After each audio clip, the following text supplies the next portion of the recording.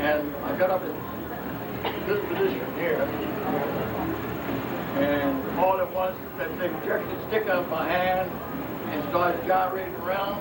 I finally caught it and pulled the stick over the left corner again.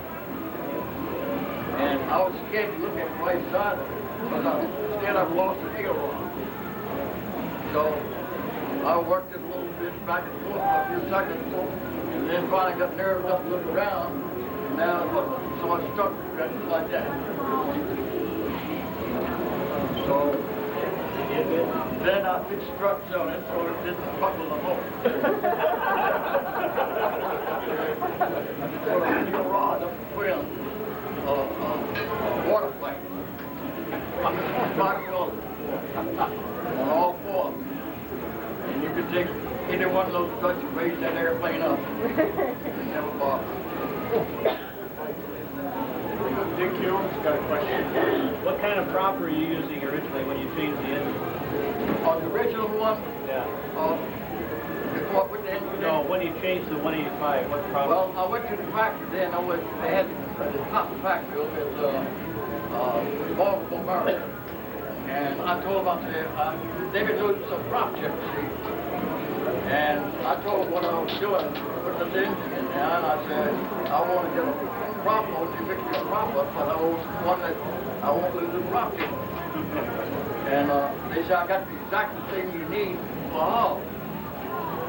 He had a 250 horsepower Continental prop bulb that he made for Continental.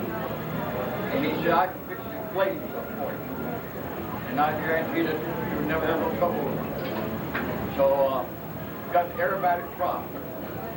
And he had the 9.3, what was yours? 9.3 inches. Prop. And every show I'd go to, I got so I could change them, shut my eyes in the dark. Make them go fast, turn fast. And I was turning around 25, a little over 25 on the show. It would get up around 2,500 of talking. What were you getting for a TDO running as hard in your show? How long did your engine run? What were you getting for like time before overhaul? You were working harder on your show. Well, at that time, I can tell you, John, today that today you have to stretch around to get parts for a warmer and so forth. Back in those days, I could get a new engine for $1,200 bucks. And I would push the prop throttle over and leave. I only lost 2 jugs on the airplane. I get about $500 out of it.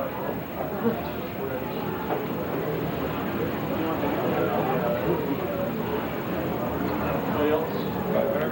This is your one chance, folks. You got a question in your heart, go ahead. They don't move. Come on. Oh, sure. No, sir. They might be working experience you do. Well, it's been a very pleasure for me to be here with you people. I know a lot of you won Monocoupe, probably up more time I have on. And first meeting I've been to in quite a few years. And it's the most pleasant one I've been to. And I'm glad to see so many brothers flying Monocoupe, because it's a good airplane. It always will be a good airplane. And it's been a pleasure to be here with you people the last couple of days. And if you ever get in the Myrtle Beach area, if you don't give me a call, I won't buy you a drink.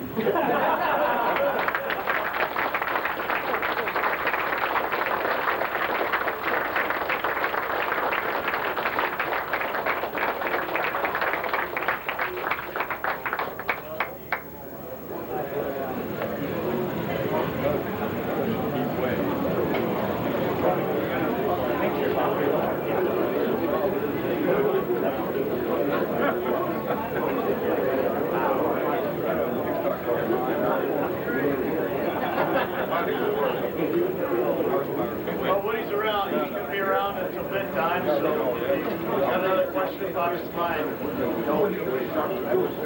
Got a couple of things we like to do. I'm going to try to talk over the noise. We're working on a PA. We're working on moving back over to the breakfast area, which is a little more intimate than here. But let me rattle through some of the non-essentials here while we're making the decision. Yeah, they're not non-essential. We have been given, thanks to some very kind and talented people, some gifts that pretty valuable gifts too. That we were thinking, how are we going to get these out to everyone or to the people in the club without creating any hurt feelings or anything, or leaving the impression that we want to be like some clubs where we have the prettiest, the best, the most expensive, and everybody else is too embarrassed to come because theirs needs that at the airplane. So what we kind of come up with are a couple of prizes, and they're gifts, I guess. The first one is from Bud Burgess, and I'd like to invite Bud up here to make the presentation. Bud, come on up. First of all, let's give Bud a round of applause for being one of the best artists I've ever seen in my life.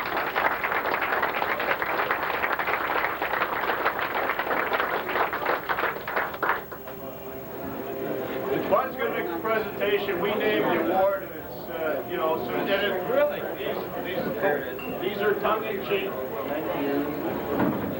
The awards are tongue-in-cheek. We're going to have fun with them, and we're not going to, we didn't have any judging points. The first award is, or gift, is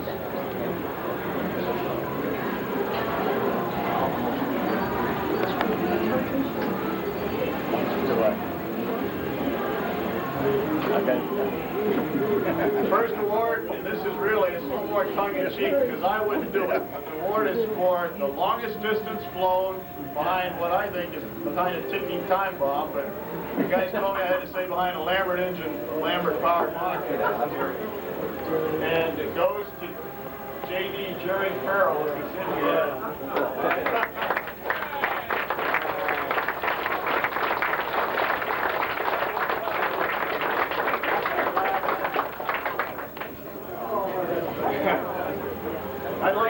Let me just get Bud Burgess to talk a little bit about the painting and about the painting, the gift.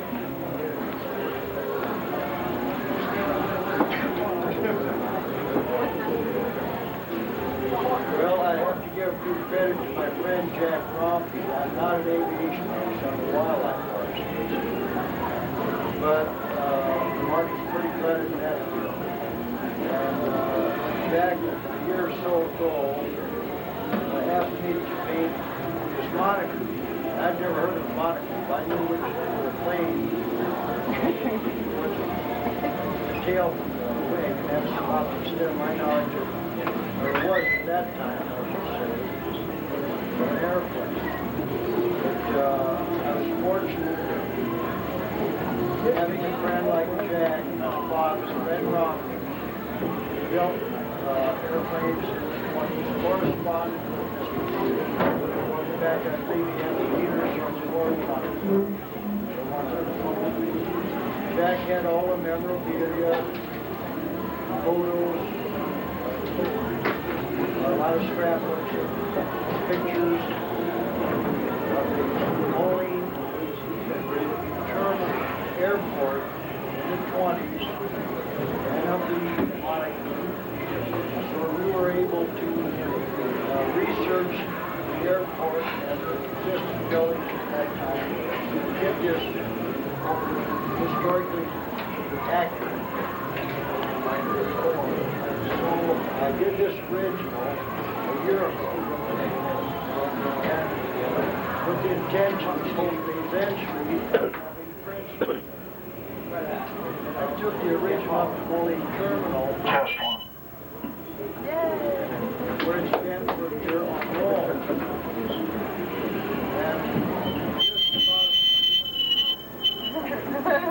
just about a month ago.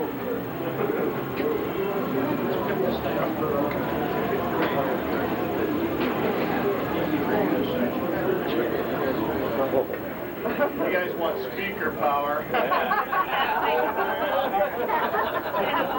Good. Test 1, 2.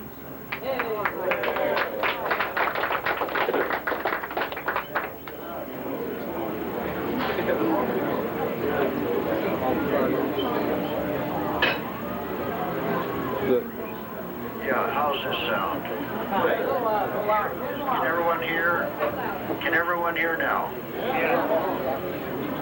Okay.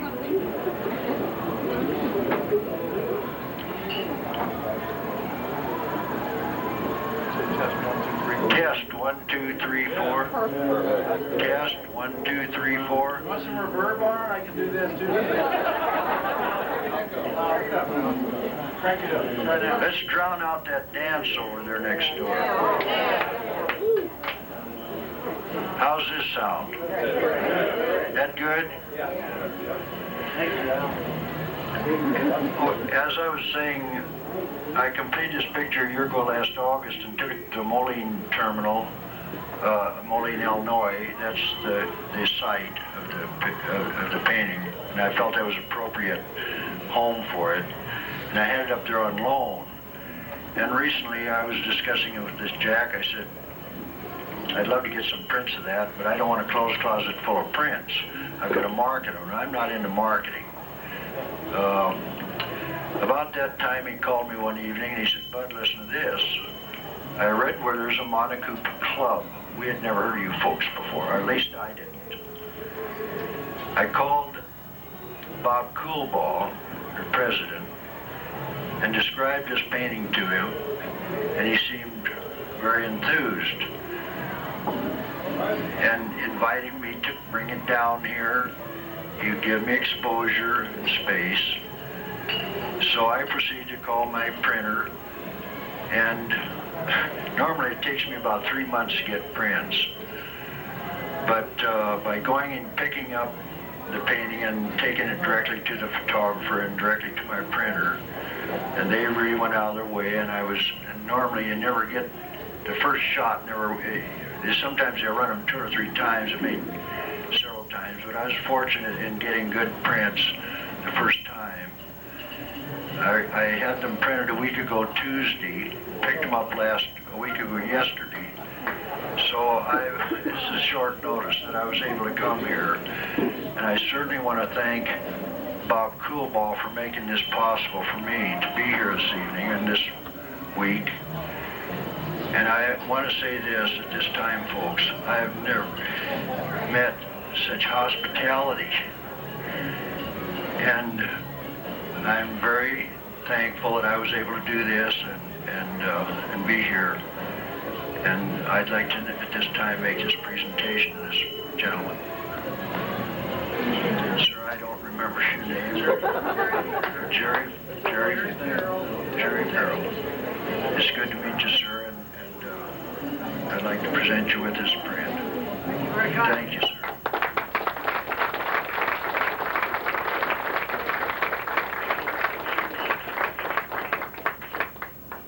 Now we're going to let J.D. talk for a bit here. Come on, you got to get recognized. Say hi.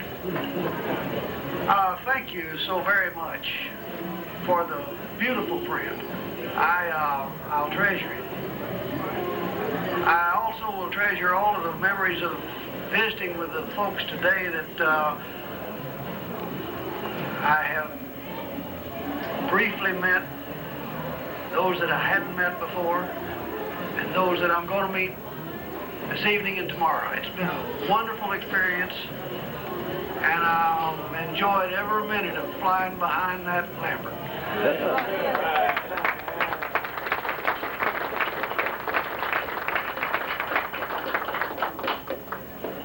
Well, in non-mixed company, we said a guy like Jerry has brass cojones and to do something like that, but he does.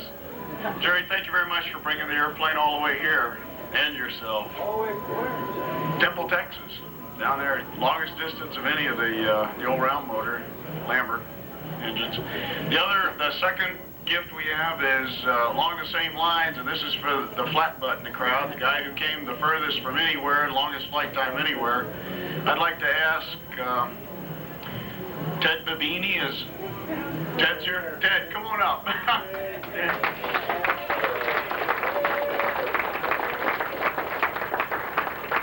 Given the length we're running on already here, we're going to cut him short, but I'd like to have him just describe the 14 plus hours that he flew, but we don't have that much time tonight. Let me get him talking while I get his little gift unwrapped here. Ted, why don't you talk about your trip or whatever? Well, it was really pretty. It was a good trip. The weather was perfect all the way, and anybody could have done it. So, you know, and had a Monocoupe, good engine. Okay, give me no problem. Anybody could have done it.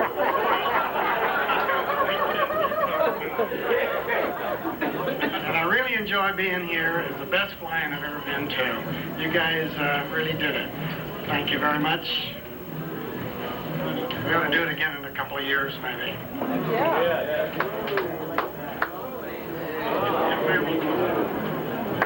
What we've got here, we all know Vern Clements, and Vern donated this. It's on bond. It's a frameable heirloom print of 511 that Vern did, and there's more history in the text written on this thing than there is anything else in the world, than most of us know.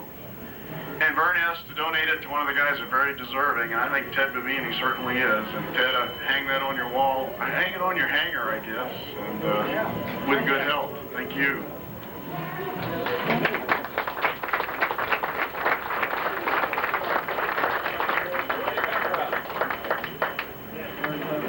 San Francisco, California.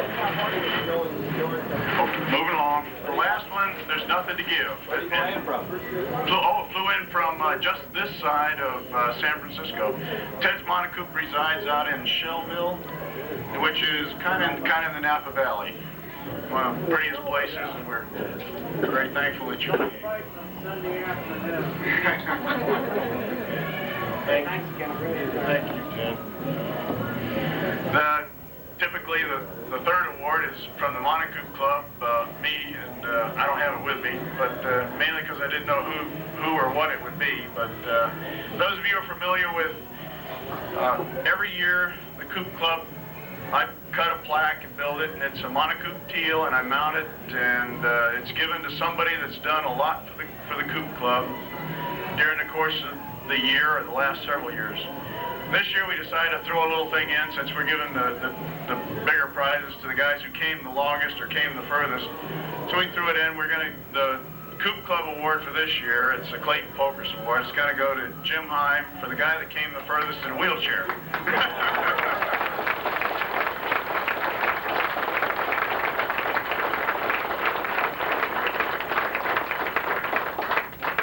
Jim, I'm afraid with all the stories in your mind, to hand you this mic, we'll be here all night, but here comes. Just go ahead and holler at us.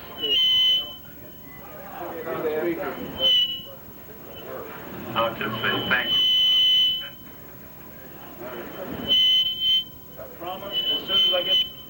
I promise as soon as I get the plaque made with your name on it, I'm going to mail it to you, okay? If you want to see what it should look like, take a look when we get over to Ops over at Creve Coeur. And the Doster Field Gang got the first Coupe Club Award, and it's hanging on their wall in there. And yours will look pretty close to that.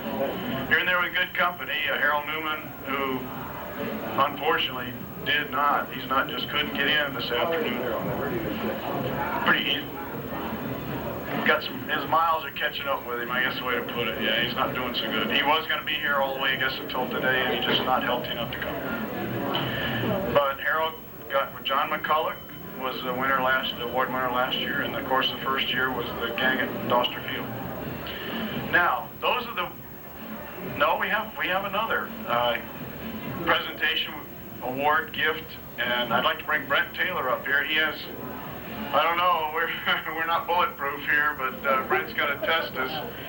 He has an award he'd like to make. I don't know anything about this baby. Does it? Well, a couple things here. Two-part story, but I'll make it real quick. The award I've got to give tonight is from AAA headquarters, and it's purely prejudicial. I can pick anybody who I want since I'm the one that brought the award. For a little bit of history, when I was a kid, of course, I grew up around old airplanes. I was crazy about any old airplane. But about 1968, 1969, I met a young guy about my age at the Monocoupe Flyin by the name of Dave Austin, who's Dick Austin's son. And after hanging around with him for a week or so at various flyings, I was Monocoupe crazy. And at the time, his dad was running around the country in a D145 Monocoupe. Now, several years go by. I'm sitting at work one day where I work at the A&P school, and I open up Trade a Plane, and here's a 98 Monocoupe for sale called Brenner Berry. Well, that's my brother's name, and I look at this, but it ain't my phone number. And second of all, if I had a Monocoupe, I wouldn't have sold the thing. And I'm thinking, well, you know, what's wrong with this picture? And then my brother and I start getting phone calls. No, it's not us. Well, it turns out, finally, after a couple years, I met the guys at Brent and Berry, and they're Brent and Berry Woods, and they've got Dick Austin's old D145, and I'd like them to have the AA headquarters choice, since that's the airplane that started for me.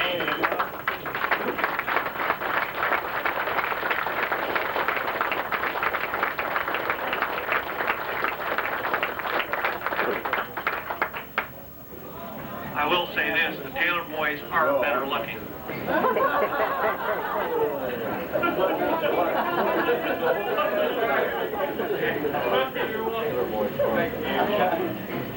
Sid, John, thanks. Thank you very much. We're just glad to be a part of it. Yeah, that was great.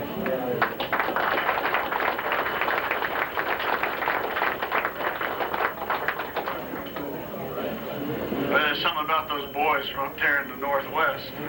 In a few words. Hey, thanks, guys, for talking a whole lot about your airplane for us.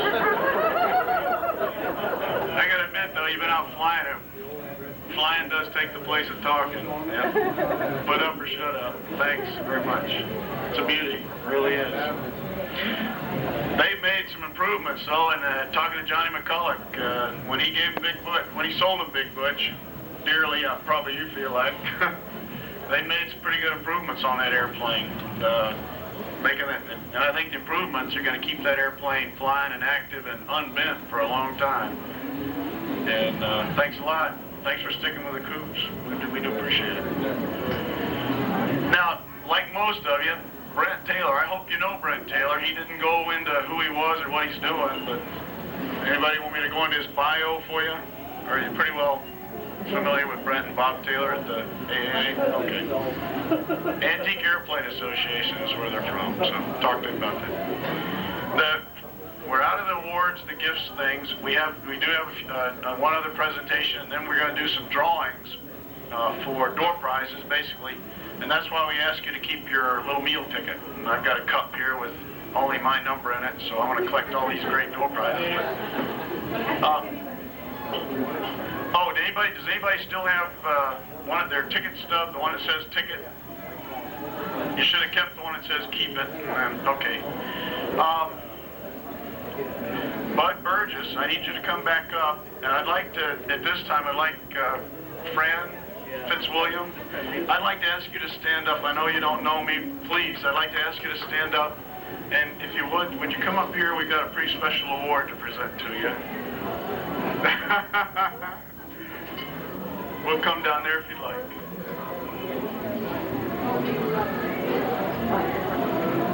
I want everyone to take a look at Fran, Ms. Fitzwilliam. And if you get a chance this evening to talk to her, if you get a chance tomorrow to just listen to her, the history that this wonderful lady knows about monocoupes from day one, in 1927, 28 on. Make it a point to stop and talk to her. I'd like to introduce her now to you, if you would. Please welcome Fran Fitzwilliam.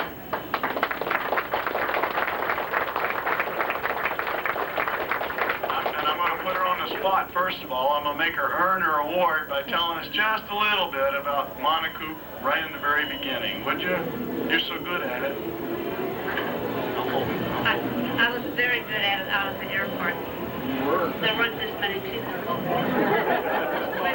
We had a round table of about 6, and I thoroughly enjoyed it, but this is a little overwhelming. I don't know exactly what to say. Am I talking too loud? No. I'll talk to you? Okay. Did I do that? Okay. It's awfully hard to talk about monocoupes from the beginning. 1928, that's a long time ago. But it was...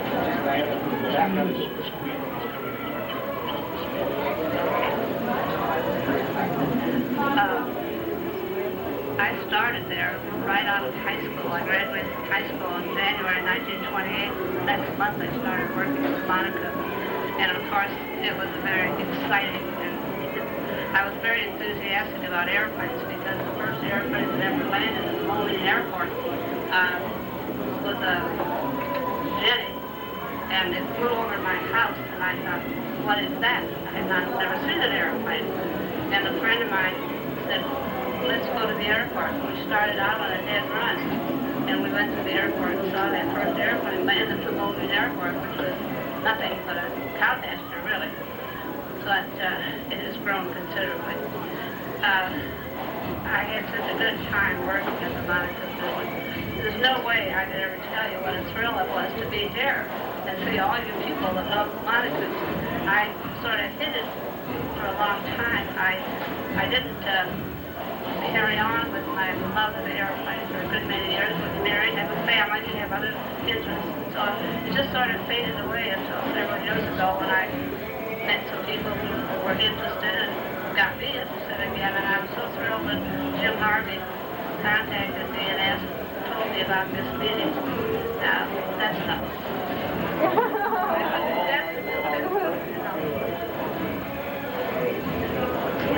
We want to promise from you that if we see you tomorrow, you'll talk to us and you award if you come. Maybe that's all. The award is right here, Frank. Right here.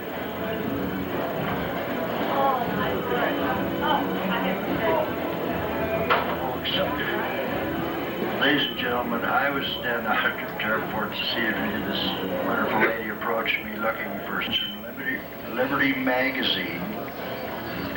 19,000 ads at a dime a piece to learn how to fly, and it was her job when they got the dime in the mail, when she got enough dimes, to roll them up and take them to the bank. And she said, I had so many dimes, I had to get Don Luscombe's secretary to help me roll them. I got back to the room this evening, and I have my lovely daughter over here, Bonnie, and my friend Jack, and I said, if there's anyone that I've met at this show that deserves one of my prints, it's going to be this lady. And I want to present you with this print. What he forgot to tell you was how many dimes we had to roll. There were 19,000 who came in from this ad in Liberty magazine for this little book called Simplified Flying by Don Luscombe. 19,000 dimes.